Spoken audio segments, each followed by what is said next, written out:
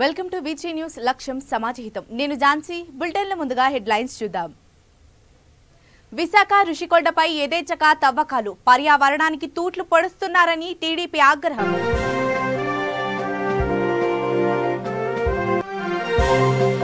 తిరుమల శ్రీవారికి 3.5 కిలోల బంగారం విరాళం, కానుక సమర్పించిన కోయంబత్తూరు వాసులు.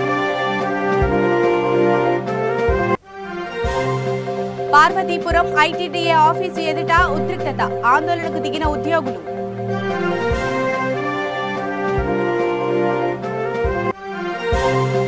విశాఖలో పోలీసు అమరవీరుల సంస్మరణ దినోత్సవం, ఆయుధాల ప్రదర్శనలో పాల్గొన్న డీఐజీ.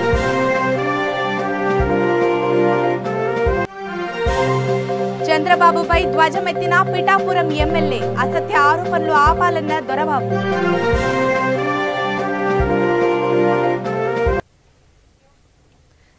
ఇక వివరాల్లోకి వెళ్తే, విశాఖ ఋషికొండపై ఇష్టానుసారంగా తవ్వకాలు జరుపుతున్నారని మాజీ మంత్రి అయ్యన్న పాత్రుడు ఆరోపించారు.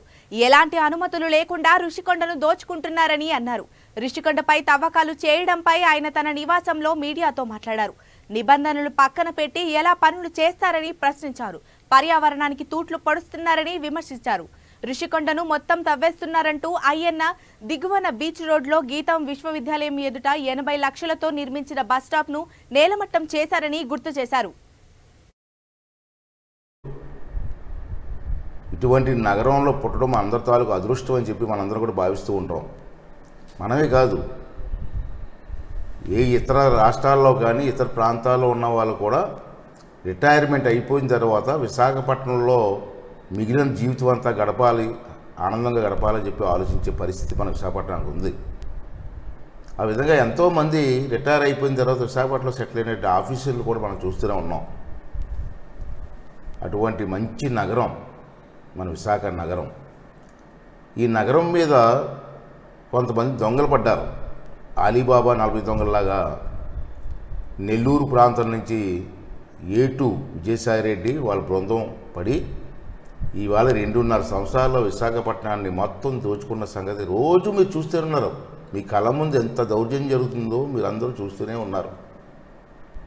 ఎంత దౌర్జన్యం అంటే, వాళ్ళకి ఏదైనా స్థలం కావాలనుకుంటే ఆ ఇంటి ఓనర్తో మాట్లాడి మాకు స్థలం ఇస్తావా లేదా, లేకపోతే ఆక్రమించుకోమంటావా అని చెప్పి దౌర్జన్యంగా వాళ్ళ స్థలాలు ఆక్రమించుకున్న సంఘటనలు ఎన్ని కావలిస్తే అన్ని ఉన్నాయి ఈ 2.5 సంవత్సరాల్లో. అంతేకాదు, విదేశాల్లో ఉద్యోగాలు చేసుకుంటారు వాళ్ళు చాలామంది, లండన్లో కానీ అమెరికాలో కానీ. ఇటువంటి వాళ్ళందరూ కూడా ఇప్పటి నుంచి ఉద్యోగాలు చేసుకుంటున్నారు. వాళ్ళందరూ రిటైర్ అయిపోయిన తర్వాత శాశ్వత జీవితం విశాఖపట్నంలో హాయిగా ఉండాలని చెప్పి విశాఖపట్నంలో కొంత ల్యాండ్ కొనుక్కున్నారు ఎప్పుడో కొన్ని సంవత్సరాల క్రితం. వాళ్ళకి తెలియకుండా వాళ్ళ ల్యాండ్స్ కూడా ఆక్రమించేసుకుంటున్నారు. ఎంత అన్యాయం అండి, ఎంత ఘోరంగా పరిస్థితులు ఉన్నాయి ఒకసారి అర్థం చేసుకోండి. నేను ఇందాక చెప్పాను మన సుందరమైన నగరం అని. దాంట్లో విశాఖపట్నం బీచ్ దగ్గర నుంచి అక్కడ మనకు ఉన్నటువంటి భీమునిపట్నం వరకు ఎంతో ఆహ్లాదకరమైన రోడ్డు. ఆదివారం శనివారం కానీ మిగతా రోజుల్లో కానీ ఎంతోమంది బీచ్లోకి వెళ్ళి ఆనందపడుతూ ఉంటారు. ఇతర రాష్ట్రాలు, తెలంగాణ నుంచి కానీ ఇతర రాష్ట్రాల నుంచి వచ్చి విశాఖపట్నంలో వీకెండ్స్ శనివారం ఆదివారం బ్రహ్మాండంగా ఎంజాయ్ చేస్తూ ఉంటారు. ఆ ప్రాంతంలో ఋషికొండ మీకు తెలుసు కదా, విశాఖపట్నంలో ఉన్నవాడికి ఋషికొండ తెలియదండి. మంచి ప్రదేశం, అందమైన ప్రదేశం. అక్కడ కొండ మీద టూరిజం వాళ్ళది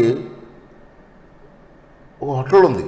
టూరిజం హోటల్ ఉండడానికి విల్లాస్ కానివ్వండి, మంచి హోటల్ కానివ్వండి, టూరిజం వాళ్ళ కోసం ఆ రోజుల్లో ఎప్పుడో కట్టే బ్రహ్మాండం. ఎంత మంచి లొకేషన్ అండి. ఆ కొండ మీద అక్కడ కూర్చుంటే ఆ సముద్రం కనపడుతుంటే ఎంత హాయిగా ఫీల్ అయ్యేవారండి జనం. అటు మంచి సుందరమైనది బ్రహ్మాండమైన బిల్డింగ్స్ ఈ మధ్యకాలంలో పడగొడిసి దానికి పూర్తిగా ఆ కొండ అంతా కూడా చదును చేసేసారు. కాదు మీరు చూడండి పేపర్లో ఎంత ఘోరం ఇది. ఆ కొండ చూడండి, కొండ ఇప్పుడు కూడా ఎంతో పచ్చదనంతో, రోడ్డు మీద వెళ్తూ ఉంటే ఎంతో పచ్చదనంతో ఎంతో ఆనందంగా కనుల విందు కనపడే కొండని మొత్తం పొక్లేన్స్ పెట్టి మొత్తం డొలిసిస్తారండి. పేపర్లో పడుతుంది, చూసిన వాళ్ళందరూ కూడా బాధపడుతున్నారు. మొన్న నా దగ్గరికి కొంతమంది వచ్చి, సార్ ఏంటి గౌరవం, పొక్కులైన్లు పెట్టి మొత్తం తవ్వేస్తారు, కొండ అంతా సదును చేసేసారండి, అది చూస్తూ ఉంటే మా గుండెల్లో గుణపాము పెట్టి పొడిచినట్టు ఫీల్ అవుతున్నాం సార్, ఏంటి సార్ ఈ గౌరవం అని చెప్పి మాట్లాడే పరిస్థితి ఉంది. కానీ ఎవరు మాట్లాడలే, భయపిస్తున్నారు, తప్పుడు కేసులు పెడుతున్నారు, ఇళ్ల మీదకి వచ్చి దౌర్జన్యాలు చేస్తున్నారు. మరి దౌర్జన్యం చేస్తూ ఉంటే మన ఈ ప్రాంతాన్ని ఎవరు కాపాడుకోవాలండి? ఎవరికి అర్థం కాని పరిస్థితి. ఇవాళ చూశారు, ఋషికొండను పిండి చేస్తున్నారు, పిండి హెడ్లైన్స్. నిజంగా నేను చూశాను, మొన్న వెళ్ళి చూశాను నేను. ఆ కొండ మొత్తం పొడిశారండి, దొడిచారండి. నాకు తెలియని విషయం ఏంటంటే, మీకు కూడా తెలియదు అనుకున్నావు, నేను ఎంతమందిని అడిగినా సరైన ఇన్ఫర్మేషన్ కూడా ఇవ్వట్లే, అధికారులు కూడా మాట్లాడట్లే. ఏంటి అక్కడ ఏం జరుగుతుందండి, ఎందుకు కొడతారు కొండని? కొండ కొట్టాలంటే ఏదో కారణం ఉండాలి కదా, లెవెల్ చేయాలంటే ఏదో కారణం ఉండాలి కదా. అక్కడ ఏం చేయాలనుకుంటున్నారు మీరు? పర్మిషన్స్ ఉన్నాయా? సిఆర్జెడ్ పర్మిషన్ ఉండాలి కదా. ఆ ప్రాంతం అంతా సిఆర్జెడ్ నెంబర్ 1లోకి వస్తుంది, వాళ్ళ పర్మిషన్ ఉందా? అసలు ఏం కట్టాలనుకుంటున్నారు అక్కడ? తిరుమల శ్రీవారికి 3.5 కిలోల బంగారం విరాళంగా అందించింది. కోయంబత్తూరుకి చెందిన ఎంఎండాసి properties and development company private limited సంస్థ 1.83 కోట్ల విలువ గల 3.604 కేజీల బంగారం బిస్కెట్లు స్వామివారికి కానుకగా అందించింది. ఆలయంలోని రంగనాయకుల మండపంలో అదనపు ఈవో ధర్మారెడ్డికి సంస్థ ప్రతినిధులు ఈ బంగారాన్ని అందజేశారు. అనంతరం ఆలయ అర్చకులు సంస్థ ప్రతినిధులు ఆశీర్వచనం నిర్వహించి స్వామివారి తీర్థ ప్రసాదాలను అందించారు.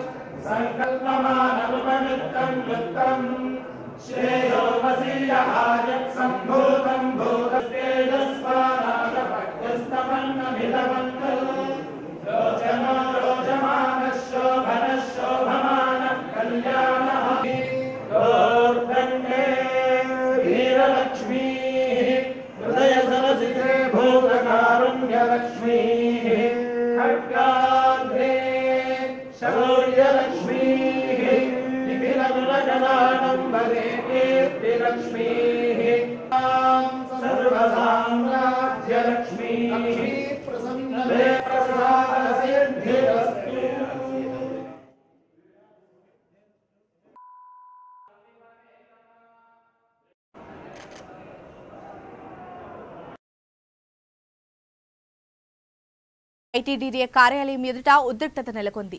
సిఆర్టీలను రెన్యువల్ చేయాలని డిమాండ్ చేస్తూ ఉద్యోగులు ఐటీడీఏ కార్యాలయం గేటు ముందు బైఠాయించారు. అధికారులు వెంటనే చర్యలు తీసుకోవాలని, లేని ఎడల ఆందోళన ఉద్రిక్తం చేస్తామని హెచ్చరించారు. పోలీసులు ఆందోళనకారులను అరెస్టు చేసి పార్వతీపురం పోలీస్ స్టేషన్కు తరలించారు.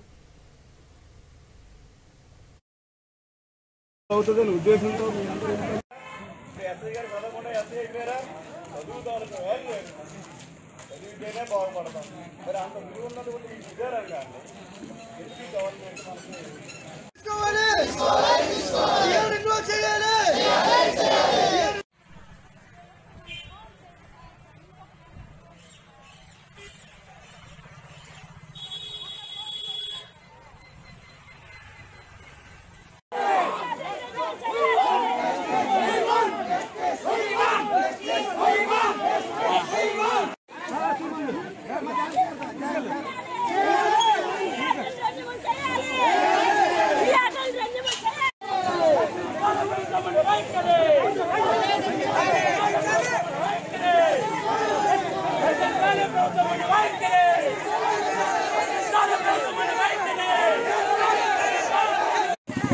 అధికారులు అడ్డుకోకూడదు కదా, అధికారులు అడ్డుకోకూడదు.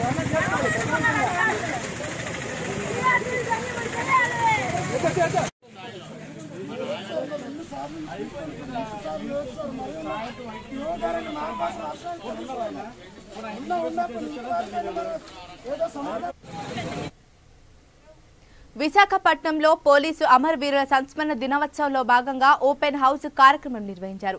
విశాఖ డీఐజీ ఎల్కేవి రంగారావు ఈ కార్యక్రమంలో ముఖ్య అతిథిగా హాజరయ్యారు.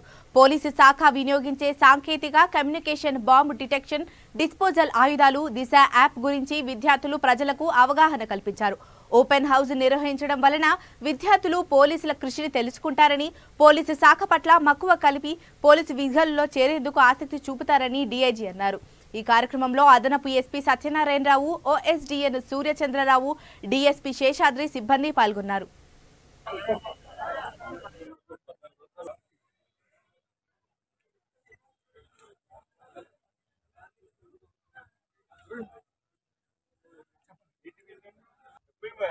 చెప్పండి.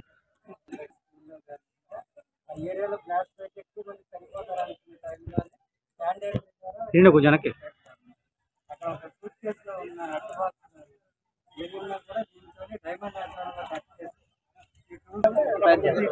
అదనమాట విషయం అది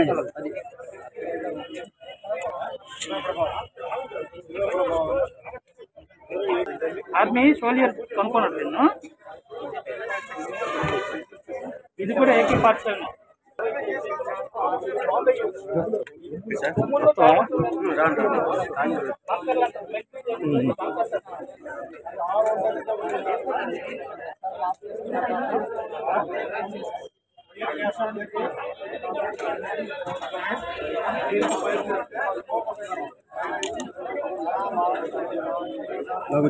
స్టార్ట్ కాకపోతే నలుగురు కమాండ్ అనమాట. అది ఎందుకంటే కనబడదు. ఓకేనా?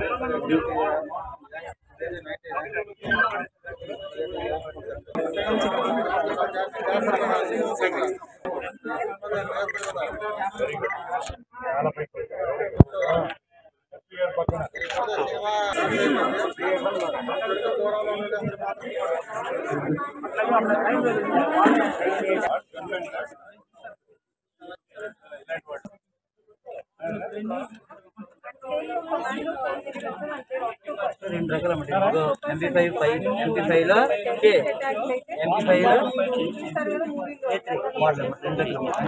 మోటార్ ఆటో సింగిల్ ఆటోలో పెడితే ఇలా దగ్గర వస్తే మొత్తం ఖాళీ సింగిల్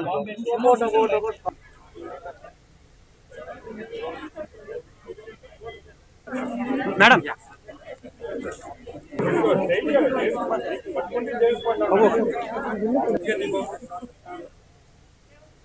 చంద్రబాబు నాయుడు ప్రభుత్వంలో రాష్ట్రంలో మద్యం ఏరులై పారడంతో పాటు గంజాయి సాగు, డ్రగ్స్ మాఫియా విచ్చలవిడిగా సాగిందని పిఠాపురం ఎమ్మెల్యే పేడం దొరబాబు విమర్శించారు. పిఠాపురంలో ఆయన మీడియాతో మాట్లాడారు.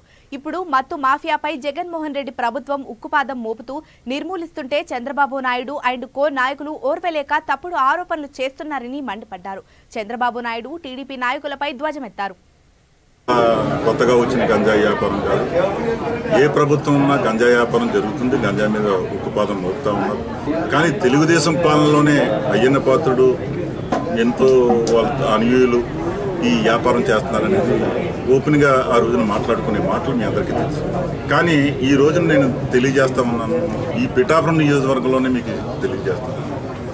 సారా కానీ కొత్తగా డిపార్ట్మెంట్ సీఏ గారు జాయిన్ అయిన నాటి నుంచి ఈ నోటు ఒక్కరోజు కూడా వాళ్ళు నిద్రాహారాలు మాని సారాయి కానీ మరి ఇతర ఆ రోజున యథేచ్ఛగా చేసినటువంటి సందర్భాలు మీ అందరికీ చెప్తున్నాను. ఈ రోజున మా ప్రభుత్వం, మా ముఖ్యమంత్రి జగన్మోహన్ రెడ్డి గారు ఉక్కుపాదంతో దాన్ని అణిచివేత దిశగా చేస్తాం.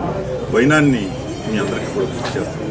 అక్కడ సారా ఈ రకంగా ధ్వంసం చేశారు, ఇక్కడ ఈ రకంగా ధ్వంసం చేశారు అని నిరంతరం మన పిఠాపురంలో ఒక్కరోజు కేసు లేకుండా ఈ రోజున వారు ముందుకెళ్తున్న వైనాన్ని మీ అందరికీ. ఆ రోజున ఎన్టీ రామారావు గారు పెడితే మళ్ళా ఎత్తివేసినటువంటి ఘనత చంద్రబాబు నాయుడుది. మా నాయకుడు ముఖ్యమంత్రి ఏదైతే ఆ రోజున మాటిచ్చారో అంచెలంచెలుగా మద్యపాన నిషేధం చేస్తానని చెప్పి ఆ దిశగానే ఆయన ముందుకెళ్తారు.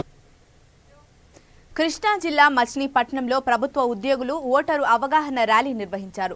ఆర్డీఓ కాజావలి ఆధ్వర్యంలో మానవహారం నిర్వహించి ఓటు హక్కుపై అవగాహన కల్పించారు. 18 సంవత్సరాలు నిండిన ప్రతి ఒక్కరూ ఓటరుగా నమోదు చేసుకోవాలని సూచించారు. తహసీల్దార్ కార్యాలయం నుండి బస్టాండ్ సెంటర్ వరకు ఈ ర్యాలీ కొనసాగింది.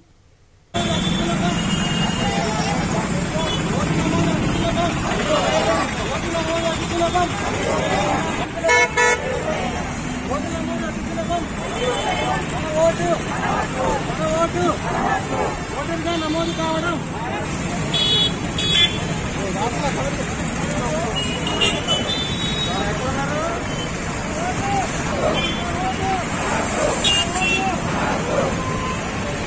ఇండియా మరియు ఎలక్షన్ కమిషన్ ఆఫ్ ఆధ్వర్యంలో ఈరోజు అన్ని నియోజకవర్గాల్లో స్వీప్ యాక్టివిటీస్ అనేది కండక్ట్ చేయడం జరుగుతుంది.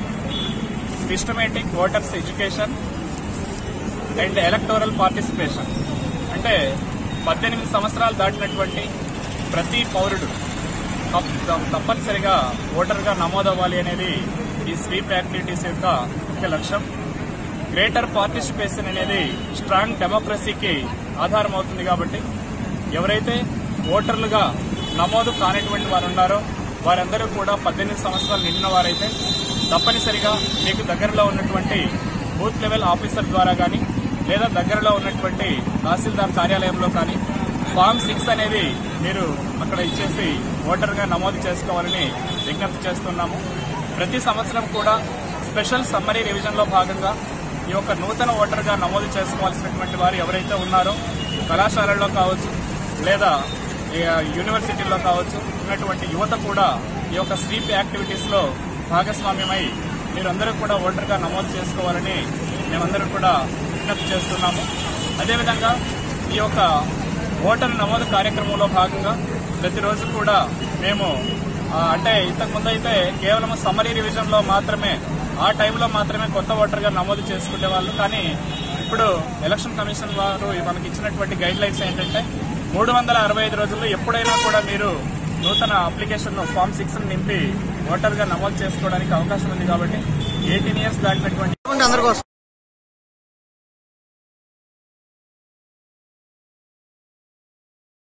వ్యవసాయ మార్కెట్ కమిటీ సభ్యుల ప్రమాణ స్వీకార కార్యక్రమం నిర్వహించారు.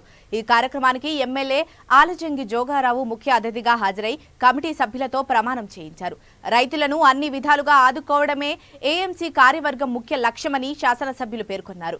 ఏఎంసీ చైర్మన్ గా భాగ్యశ్రీ, వైస్ చైర్మన్ గా వానపల్లి శంకట్రావు ప్రమాణం చేశారు.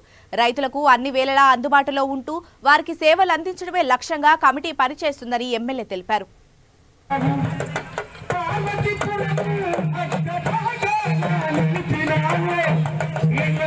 చైర్పర్సన్ చిన్నశ్రేణి గారికి కూడా ధన్యవాదాలు తెలుపుకుంటూ, అలాగే మన శాసనసభ్యులు అలజంగి జోగారావు గారికి నా హృదయపూర్వక ధన్యవాదాలు తెలుపుకుంటూ, అలాగే ఈ 3 ఎంపీటీసీలు ఎంపీపీ వారిని అనాథులుగా మిగిల్చకూడదనే లక్ష్యంతో ద్రోణాచలం సేవా సమితి వారు చనిపోయిన వారికి అన్ని తామై అంత్యక్రియలు చేస్తున్నారు. కర్నూలు జిల్లా డోన్ పట్టణ రైల్వే స్టేషన్లో ఓ నిరుపేద గర్భిణి ఫకీరమ్మ మృతి చెందింది. ఆమె పార్థివ దేహంతో కుమిలిపోతున్న భర్త గోపాల్ దీన స్థితిని గమనించి ద్రోణాచలం సేవా సమితి సభ్యులు అంత్యక్రియలు చేశారు. రోటరీ క్లబ్ సభ్యులు రాజయ్య గౌడ్ ఈ విషయం తెలిసిన వెంటనే అంత్యక్రియలకు అయ్యే ఖర్చు మొత్తం తానే భరించి వైకుంఠ రథంను సమకూర్చి అంత్యక్రియలు చేశారు. ద్రోణాచలం సేవా సమితి సభ్యులు షాదీఖాన్ రాజా, షేర్షా ఇతరులు పాల్గొని అంత్యక్రియలు చేశారు.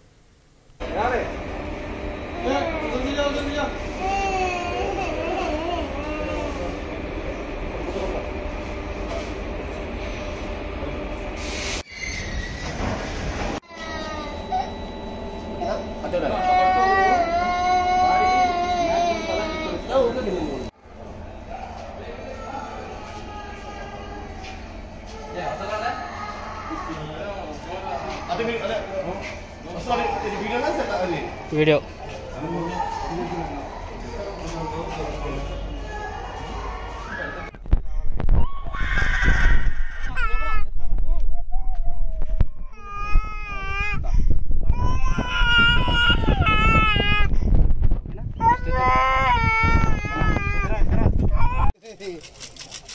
కరోనా వచ్చిన పాటలు ఇట్లా చేతులు తీసుకున్నాం కదా మనకి ఎవరైనా అవుతాను.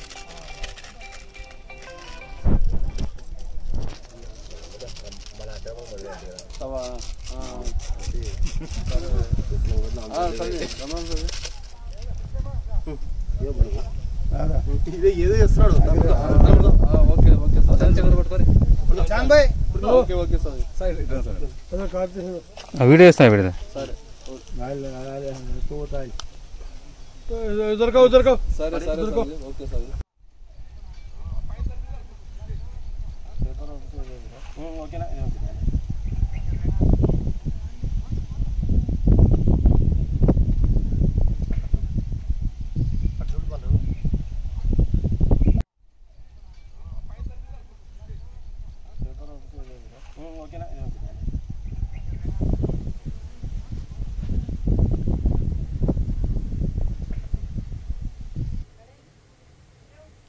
కర్నూలు జిల్లా చాగలమరి గ్రామంలో శ్రీ రామలింగేశ్వర ఆలయంలో నాగప్రతిష్ఠ విఘ్నేశ్వర ప్రతిష్ఠ మహోత్సవం ఘనంగా నిర్వహించారు. ఎమ్మెల్యే గంగుల విజయేంద్రరెడ్డి ఈ ఉత్సవాల్లో పాల్గొన్నారు. హిందూ ఐక్య సంఘం, సమరసత సేవా ఫౌండేషన్, ఆర్ఎస్ఎస్, వైఎస్ఆర్సీపీ కార్యకర్తలు పెద్ద ఎత్తున తరలివచ్చారు. ఆలయ కమిటీ చైర్మన్ దుర్గం రామ సుబ్బారెడ్డి ఆధ్వర్యంలో ఉత్సవాలు ఘనంగా నిర్వహించారు.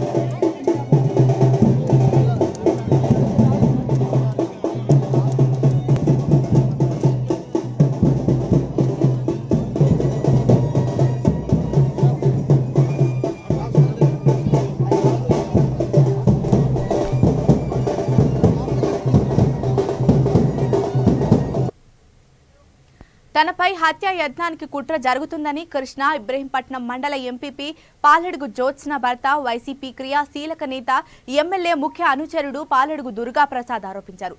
తెలుగుదేశం పార్టీ కంచుకోటగా ఉన్న గుంటుపల్లిలో వైసీపీని బలోపేతం చేసేందుకు కృషి చేయడంతో టీడీపీ నాయకులు తనపై కక్షతో హత్యకు పథకం వేశారని ఆరోపిస్తున్నారు. ఈ విషయంపై ఇబ్రహీంపట్నం పోలీసులకు ఫిర్యాదు చేశారు. ఇద్దరు వ్యక్తులను తెలుగుదేశం పార్టీ నాయకులు 10 లక్షల సుపారీ ఇచ్చి తన హత్యకు ఉసిగొల్పారని అన్నారు. తనకు ప్రాణహాని ఉందని పోలీసులు రక్షణ కల్పించాలని కోరారు. ముఖ్యంగా ప్రధాన ఫ్రంట్ లైన్ లో ఉన్నాము. దాంతో మేము చేసే సామాజిక మంచి కార్యక్రమాల వల్ల కానీ మన కరోనాలో మా గుంటుపల్లి వాళ్ళు చేసిన సహాయం వల్ల కానీ వాళ్ళు అందరూ కూడా మాకు చాలా ఆదరిస్తున్నారు. ఈ ఆదరణ తట్టుకోవడం లేక వీళ్ళు పండగలు ఉన్నారని నేను అనుకుంటున్నాను. పాలడు దుర్గా ప్రసాద్, నేను గుంటుపల్లి నివాసిని. నేను గత 3-4 సంవత్సరాల నుంచి కేపీ గారు ఫాలోవర్ గా ఉంటున్నాను.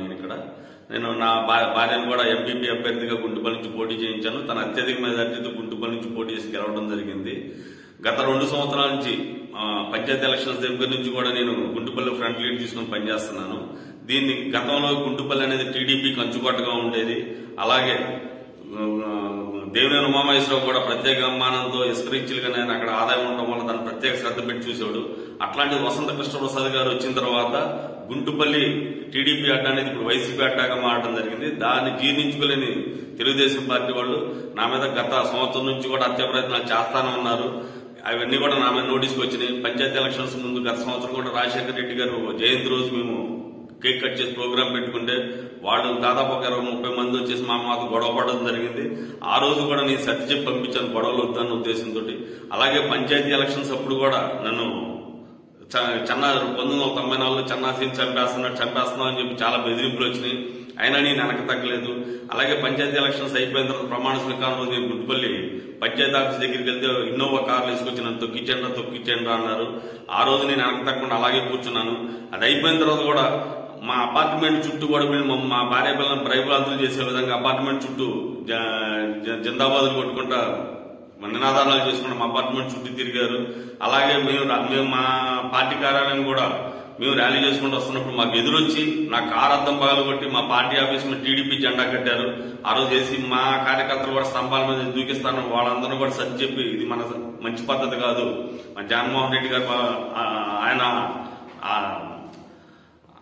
ఆదర్శంగా తీసుకొని మనం ఉండాలనే ఉద్దేశంతో మా కృష్ణప్రసాద్ గారిని కానీ ఆయన ఆదర్శంగా తీసుకొని మన గొడవలొద్దని నేను ఆ రోజు కూడా సరి చెప్పుకొచ్చాను. అలాగే జీకొండూరులో కూడా నా మీద పెదర్ల రామకృష్ణ గాని, ఇరుగులపాటి సతీష్, జాసి రామకృష్ణ, పెదర్ల రవి వీళ్ళందరూ కూడా నా కారు అద్దం పాల్గొంటే ఆ రోజు కూడా నా మీద హత్య ప్రయత్నం చేశారు.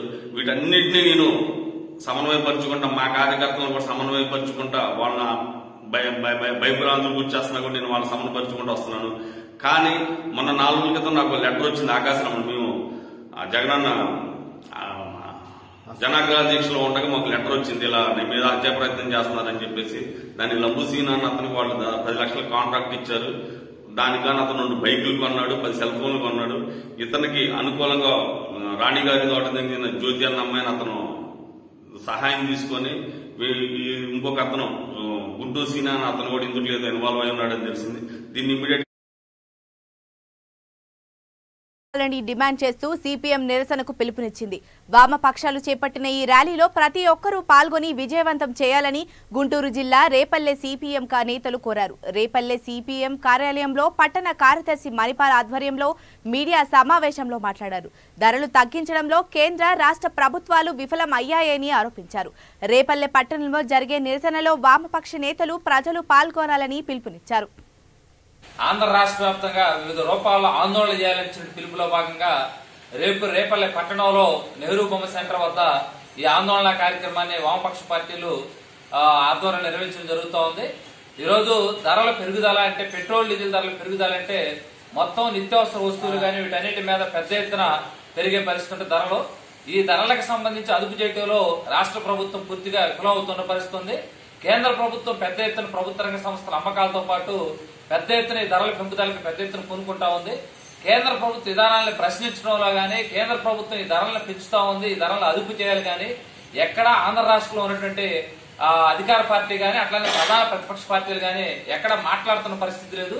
ఈ నేపథ్యంలో ఈ ధరల పెంపుదల వల్ల సామాన్య ప్రజానికానికి ఇబ్బందులు ఉన్నాయని చెప్పేసి ఈ ధరల పెంపుదలను తగ్గించాలని చెప్పేసి వామపక్ష పార్టీలు రేపు 28వ తారీఖు నాడు ఆంధ్ర రాష్ట్ర వ్యాప్తంగా అన్ని చోట్ల కూడా ఈ పెట్రోల్ డీజిల్ ధరల పెంపుదలను నిరసిస్తూ ఇచ్చిన పిలుపుని ప్రజలు భాగస్వామ్య జయప్రదం చేయాలని చెప్పేసి ఈరోజు వామపక్ష పార్టీలు రేపల్లో ఉమ్మడిగా ఈ ప్రకటన తెలియజేశారు. కడప జిల్లా సిద్ధవటం అటవీ శాఖ పరిధిలో ఎర్రచందనం మాఫియాపై పోలీసులు నిఘా పెట్టారు. అటవీ ప్రాంతాలలో తనిఖీలు చేసి తమిళనాడు స్మగ్లర్లను గుర్తించారు. తమిళనాడు కూలీలను గమనించి వారిపై దాడి చేయగా స్మగ్లర్లు పారిపోయారు.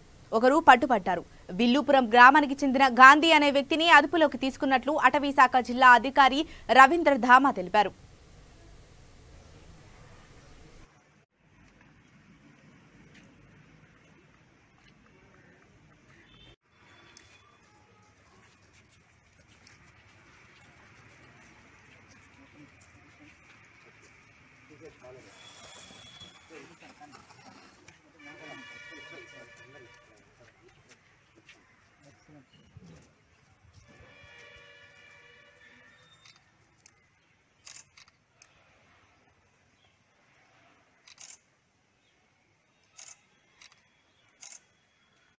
Kondur beach, and they found some movement of smugglers in that area.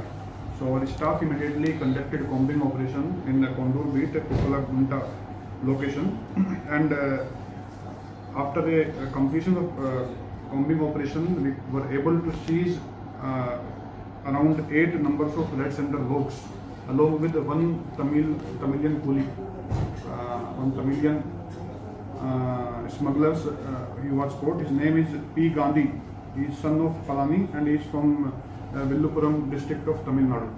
So I congratulate my complete forest staff team involving range officer Prasad, our section officer Sakin Ahmed, our beat officer Rajsekhar Reddy, and along with the other beat officers and protection watchers who were involved in the combing operation, and with their great effort and hard work, we were able to catch one smuggler and eight number of rats and dogs were seized. And today the smuggler will be produced in front of Honorable Judge, Judicial Magistrate. And further investigation is still going on. We have received some more information from this smuggler about involvement of some more people. After complete investigation, a detailed charge sheet will be filed involving all. ఇప్పుడు మరొకసారి headlines చూద్దాం. విశాఖ రుషికొండపై యథేచ్ఛగా తవ్వకాలు, పర్యావరణానికి తూట్లు పొడుస్తున్నారని TDP ఆగ్రహం.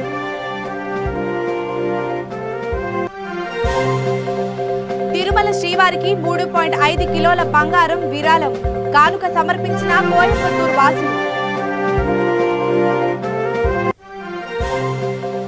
Parvathipuram ITDA office ఎదుట ఉద్రిక్తత, ఆందోళనకు దిగిన ఉద్యోగులు.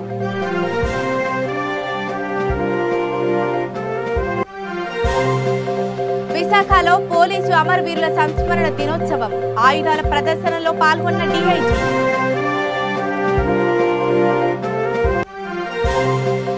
చంద్రబాబుపై ధ్వజమెత్తిన పిఠాపురం ఎమ్మెల్యే, అసత్య ఆరోపణలు ఆపాలన్న దొరబాబు. ఇవి ఇప్పటివరకున్న అప్డేట్స్. మరిన్ని అప్డేట్స్ కోసం చూస్తూనే ఉండండి V3 న్యూస్, లక్ష్యం సమాజహితం.